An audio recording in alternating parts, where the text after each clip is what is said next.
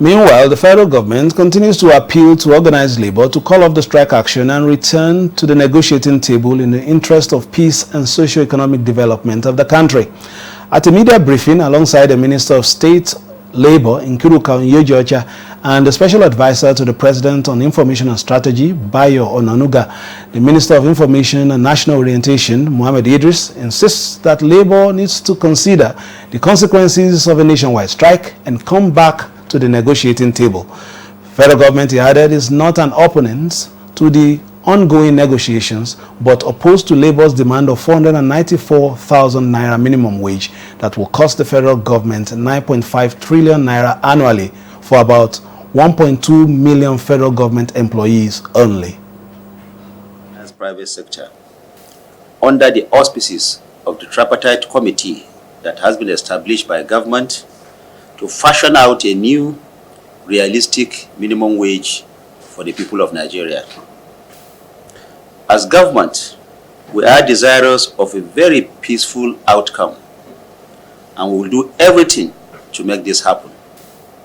As we have explained earlier, Labour's current proposal of 494,000 naira is an increase of 1,547% on the existing wage, and translates into an annual wage bill of 9.5 trillion naira for the federal government of Nigeria alone.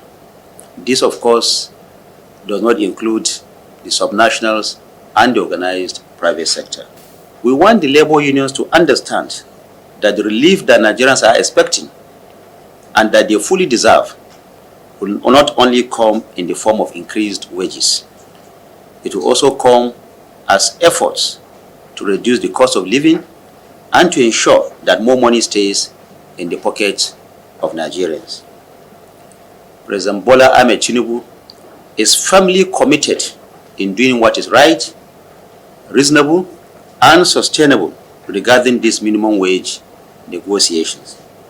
The labor union will organize the private sector and of course government side to come to conclusion, because we can't allow our nation to get into crisis. As we speak, what has happened today has brought a lot of hardship in Nigerians.